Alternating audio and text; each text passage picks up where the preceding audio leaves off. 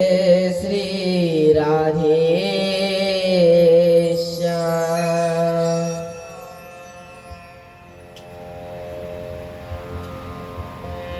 ओम वक्रतुंड महाकाय सूर्यकोटि समप्रभा निर्विघ्नं कुरु मे देवा सर्वकार्येषु सर्वदा। ओम पवित्र पवित्रो वा सर्वावस्थां गतोऽपि वा यः स्मरे पुण्डरीकाक्षं सभायाभ्यां धराशुचिः।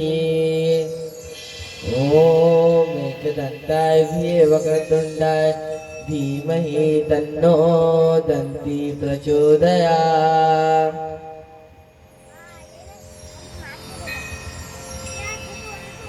बोलो जय जय श्री राधे श्याम।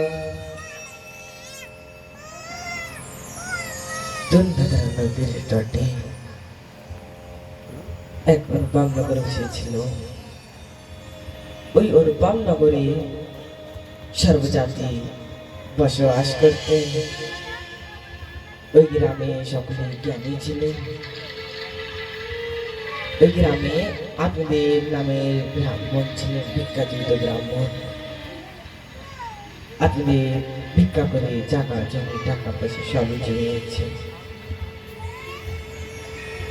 আত্মদেবের স্ত্রীর নাম ধুন্দুলি। ধুন্দুলি সুন্দরী ছিলেন আর কঠিন সরল ছিলেন।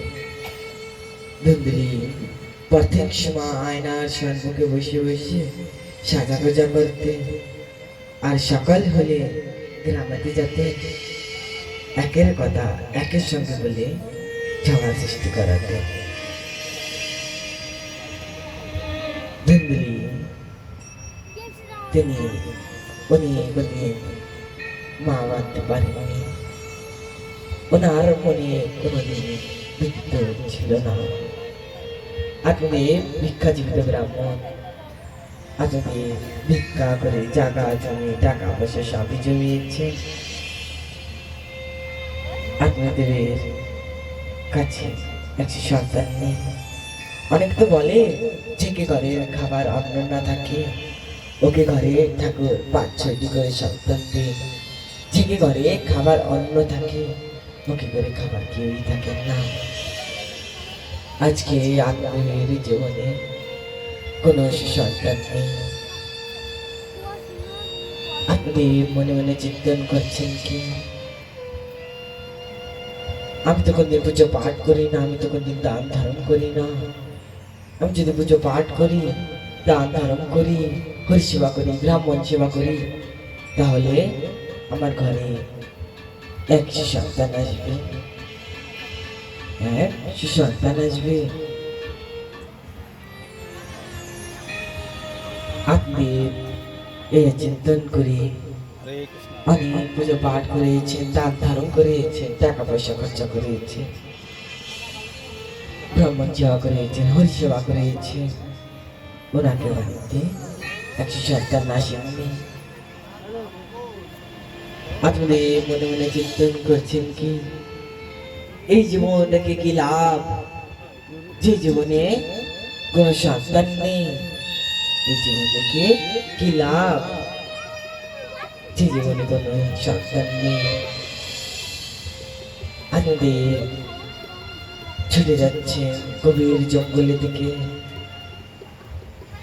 আর চিন্তন করছেন কি, এই গ্রামবাসী তো আমাকে সবাই লোকে লোকে বাজ বলে। যে সন্তান না থাকে ওকে তো অনেক মানুষ বাজ বলে গালি করে। আজকে গ্রামবাসীরা আত্মদেবকে লোকে লোকে গালি করতেন। আত্মদেব চিন্তন করতে করতে ছুটে যাচ্ছে গভীর জঙ্গলের দিকে। গভীর জঙ্গলে প্রবেশ করেছে। আত্মদেব জল পিপাসায় কাতর হয়ে গিয়েছে।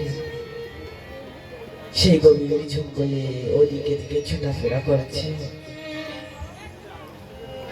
কিছু সময় ছোটাফেরা করে দেখেন কি, এক বটবৃক্ষের নিচে একখানা পুকুর। একখানা পুকুর, আপনি ছুটে গিয়ে ওই পুকুর থেকে জল পান করে ছুটে যেয়ে পুকুর থেকে জল পান করে আর ওই বট বৃক্ষের নিচে স্থান নেন। একজন সাধক কৃষ্ণ নাম দ্বারা গান করতে করতে আসতেছেন, হরি নাম দ্বারা গান করতে করতে আসতেছেন আর বলছেন হরে কৃষ্ণ কৃষ্ণ কৃষ্ণ হরে হরে, হরে রাম রাম রাম হরে হরে, হরে কৃষ্ণ কৃষ্ণ কৃষ্ণ হরে হরে, হরে রাম রাম রাম হরে হরে, হরে কৃষ্ণ কৃষ্ণ কৃষ্ণ হরে হরে, হরে রাম রাম রাম হরে হরে। এই মধুর নাম হরি নাম জপ করতে করতে আসতেছে। সাধক মশাই পুকুরের কাছে এসে জল পান করছে আর ওই সাধক মশাই ওই ব্রাহ্মণের ললাটে পড়ছেন কি এই ব্রাহ্মণটা দুঃখিত। সাধক মশাই বলছেন কি ব্রাহ্মণ, আমার অনুভব হচ্ছে তুমি দুঃখিত। তুমি কেন দুঃখিত তুমি আমাকে বলো। দুই হাত জোর করে ব্রাহ্মণ বলেন কি সাধক মশাই, আমি যদি বাজার থেকে কোনো ফল কিনে আনি ও এক রাতের ভিতরে পচে যায়, আমি যদি বাড়িতে কোনো ফল গাছ লাগাই ওতে ফুল হয় ফল হয় না, আমি বাড়িতে কোনো যদি গৌ মাতা আনি ও গাছ হয়ে যায়, কেননা আমাকে ঘরেতে এক সন্তান নেই। সাধক মশাই ওই ব্রাহ্মণের লড়াইতে দিয়ে পড়ছেন কি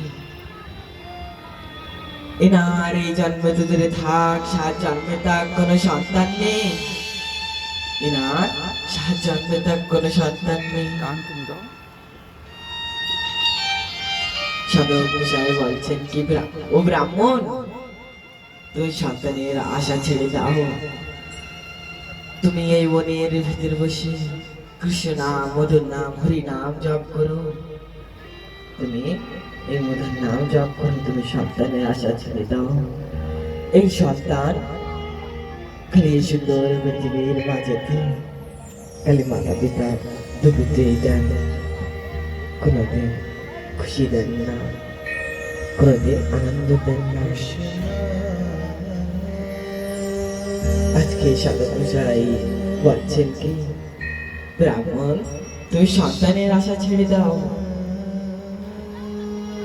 ব্রাহ্মণ দুই হাত জোর করে বলছেন কি সাধক মশাই, আমরা যদি সকলে আমাকে সন্তান ছেলে মেয়ে নাতি পুতি নিয়ে যদি আমরা হরি নাম করি কৃষ্ণ নাম করি তাহলে কেমন হবে?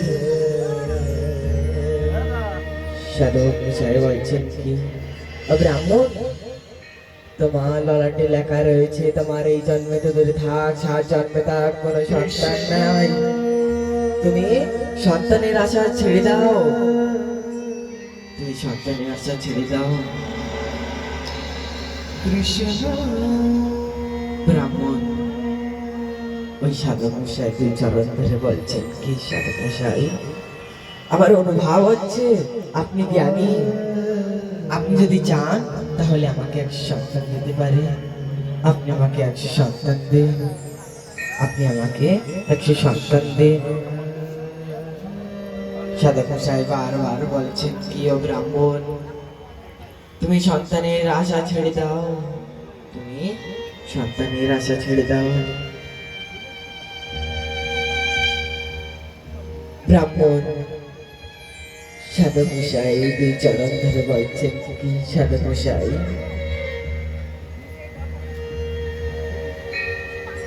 আমার অনুভব হচ্ছে আপনি জ্ঞানী, আপনি যদি চান তাহলে আমাকে 100 সন্তান দিতে পারে, আপনি যদি আমাকে সন্তান না দেন তাহলে আমি আপনার চরণে শরীর ছেড়ে দেব,